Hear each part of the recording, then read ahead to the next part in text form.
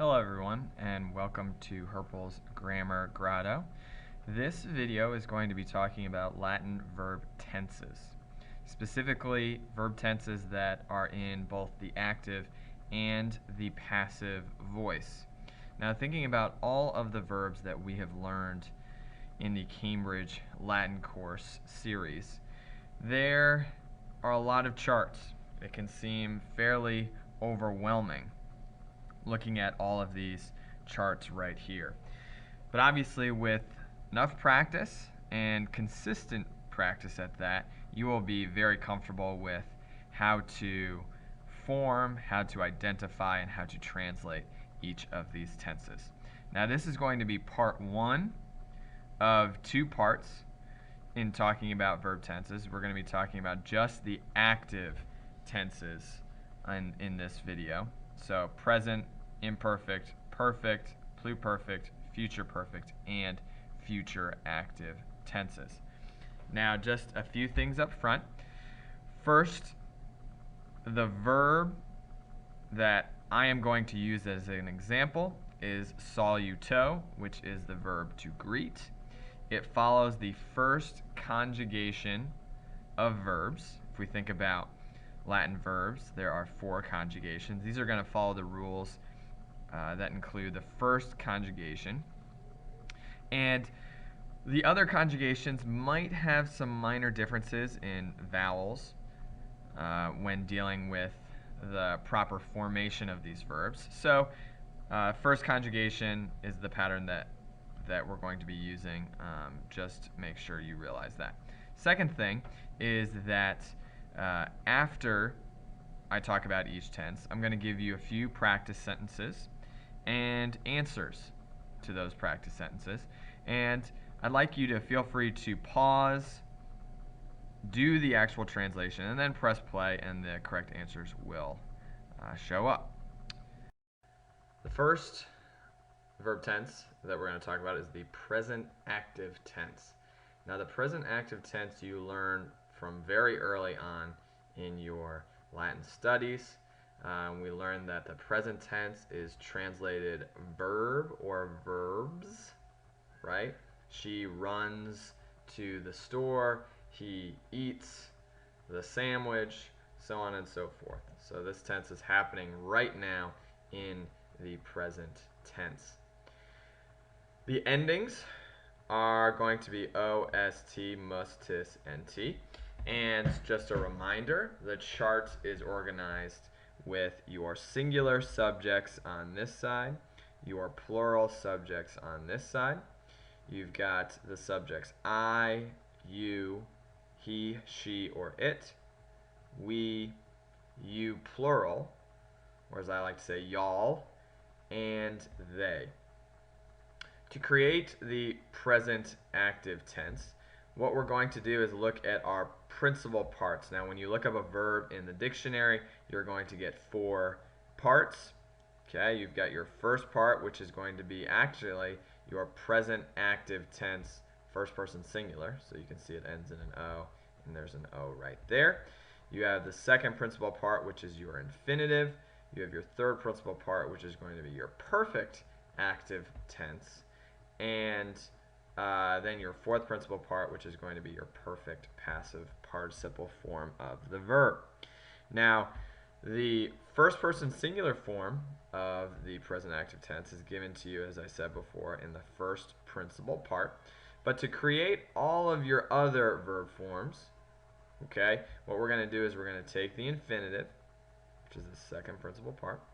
We're going to take off the RE right here, and we're going to add all of our different endings. So if I wanted to say he, she, or it greets, since this is the verb to greet, if I wanted to say he, she, it greets, what I would do is take second principal part, I would take off the RE, and I would add my he, she, it ending, which would be the T, and we get salutat.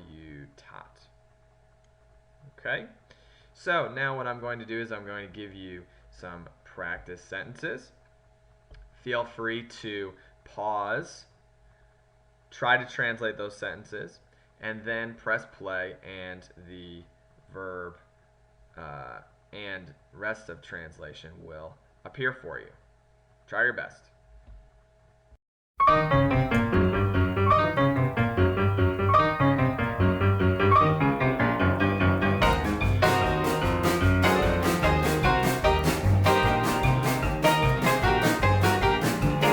Our next verb tense is going to be the imperfect active tense. And the imperfect active tense is used for actions that are happening in the past and technically have not completely finished. For example, I might say, he was running on the street. Well, do we know if he stopped running? If something happened and he had to do something else? We don't know. He was running on the street. Technically, it's an action happening in the past, and it's not completed yet. So, in our example, you can see that our imperfect active tense is going to be translated was or were verbing. Okay? He was running to the store. She was greeting her friend. They were studying for their test. All these actions are happening in the past but are not yet completed. The easiest way to identify the imperfect active tense is by the BA. Okay, there is a BA in every single ending we have here, and you'll notice that the endings are very similar after the BA to our present tense. Our present active tense is OST, mus, tis, nt. With the exception of the M, you can see our ST, mus, tis, and nt right there. So basically we're adding a BA in front of our present tense endings. Now to create the imperfect active tense, we're going to do the exact same thing we did with the present active tense, and we are going to take the second principal part, which is our infinitive. We're going to take off the RE, and we're simply going to put our ending on there. So, for example, if I wanted to say he, she, or it was greeting, take the infinitive, take the RE off, and I'm going to put my he, she, it ending, which is bot, on the end, and you get saw, Utah, bot. Okay? Now I'm going to be giving you guys a few more practice sentences. Make sure you pause, translate your sentences, and then press play for the correct answers.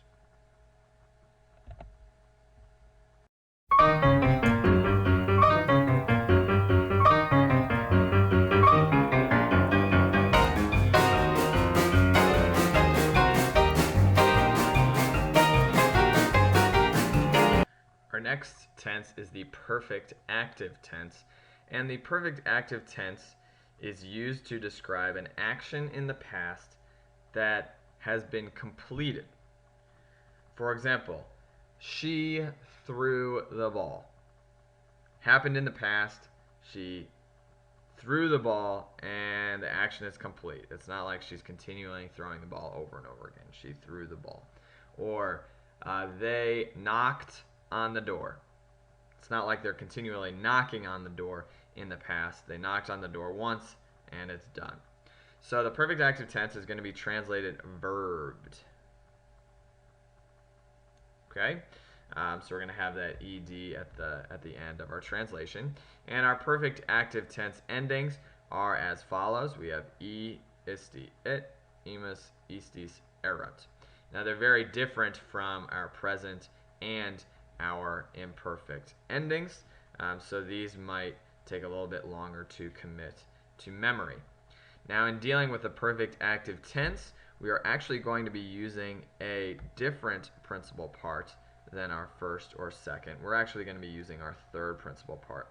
And our third principal part actually is the perfect active tense, first person singular. Okay, right there. So, saw, you, ta, we is going to be I greeted. Now, when creating our perfect active tense, we are going to take that third principal part and we're simply going to take off the I right here and we're going to add our different endings. So, for example, if I wanted to say he, she, or it greeted, I would take the third principal part, saw, you, ta, we. I would take off the I, and then I would add the he, she, it ending, which is it, and you get saw, you, ta, wit. He, she, it greeted. Okay? I will be giving you guys some practice sentences. Feel free to pause, translate, then press play for the answers.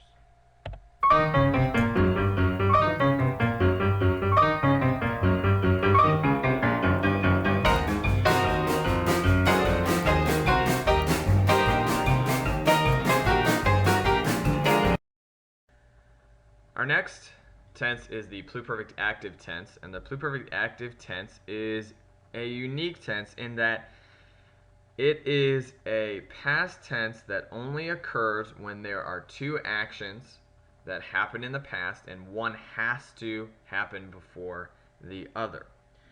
For example, we owned pictures which we had imported from Greece. Again, we owned pictures which we had imported from Greece. There are two actions there. We owned the pictures and we had imported them from Greece. One of them has to happen before the other, right? We had to have imported them from Greece before we actually owned them. So you can clearly see that one action in the past happens before the other.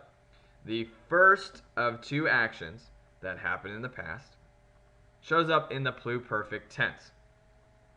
And that might sound a little bit confusing, but it's easier to see in actual examples of Latin, which we will be giving you here in a minute.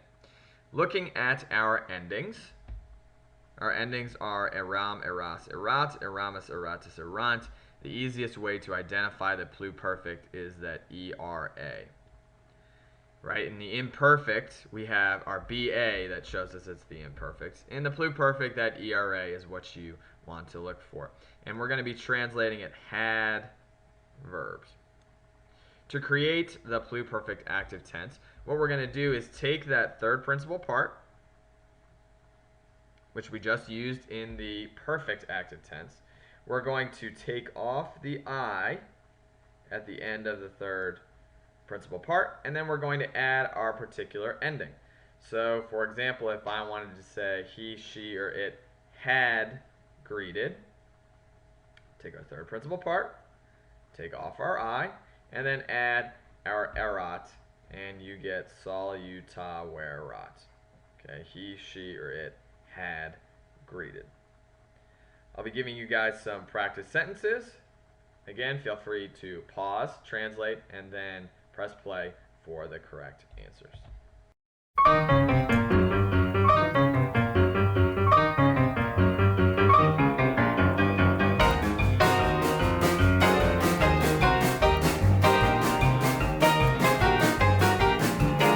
Our fifth tense that we're going to be looking at is the future perfect active tense. Now, this verb tense truly does not show up that often in at least the text that we read. You might think about the future and the perfect. How can something happen in the future and in the past at the same time? Well, it's a very hypothetical tense that you use in hypothetical situations. A lot of times you will be able to identify the future perfect active tense by two different things. First of all, the ERI in the ending, and the fact that most of the time the future perfect active tense is used in a sentence that begins with the word si, si, which means if. So in English, for example, I might say, if I will have studied for my test, I will do well on it. So it's something that if I would have done something in the past, and technically in the hypothetical future, something else good will occur in the future as well. Again, it's a little bit hard to understand how something can happen in the future and in the perfect, but the times that it does show up, we're going to be translating it will have verbs, and you're going to see the word see, S-I, in the beginning of the sentence, which means if. Those will be two indications of the existence of the future perfect active tense in that sentence. Now, to create the future perfect, we're going to take that third principal part again. We're going to take off the I, and we're going to put our particular ending on it. So if I wanted to say he, she, or it will have greeted, take the third principal part, take off the I, and put the particular ending on it, which would be eret, and you would get saw you ta wear it. Okay, he, she, or it will have greeted. Here come your sentences. Pause, translate, and then press play for your answers.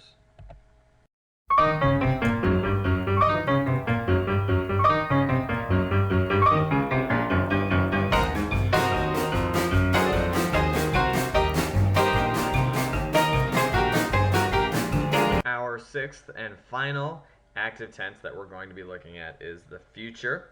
The future obviously will be showing actions that will be happening in the upcoming future, and we're going to be translating it will blank.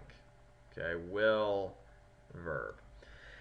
The future active tense is unique in that it has actually two separate endings. And the verb endings will be going on verbs according to their conjugation. Now, we talked briefly at the beginning of this video about how there's 4 different conjugations of verbs based upon their infinitive ending. All right, so if we look over here, ARE, that's going to be our first conjugation. Second conjugation is ERE with the macron over the first E. Third conjugation is ERE without the macron over the first E. And the fourth conjugation is IRE. So depending upon what pattern, looking at their principal parts, what pattern the verb follows, that's going to determine the future active tense ending. Now the first and second conjugation verbs are going to follow bo, bis, bit, bimis, bitis, bunt. And the easiest way to identify that, it's BO, BI, or BU. Now don't get that confused with BA, because BA is our imperfect verb tense ending. When we're looking at our third and fourth conjugation, we are going to be having the endings am, es, et, emis, etis, ent. Now these are a little bit harder to identify, but you can use context to help you identify the verb as being in the future tense. And something a little bit less scientific, with the amount of study that you guys have had in the Latin language, you are able to identify verbs and what those verbs should look like. And third and fourth conjugation verbs in the future active tense look off. Okay? Verbs that normally you see with an I before the ending or a U before the ending, you see an A or an E before that MST, mus, tis, nt. And something looks wrong about it. And I know that's not as specific or scientific as some of the other endings to identify, but if you have a sneaking suspicion that the spelling is maybe a little bit off, and from context, it's probably in the future tense, most likely it's a third and fourth conjugation verb in the future active tense. Now to create the future active, we're going to take that second principal part, which is our infinitive. We're going to take off the RE, and we're going to put our specific ending on there. So if I were to say he, she, it will greet, take the infinitive, take off the RE, put our specific ending on there, which is bit, and you get saw you ta bit. He, she, it will greet. You have some sentences coming up. Pause, translate, and then press play for your correct answers.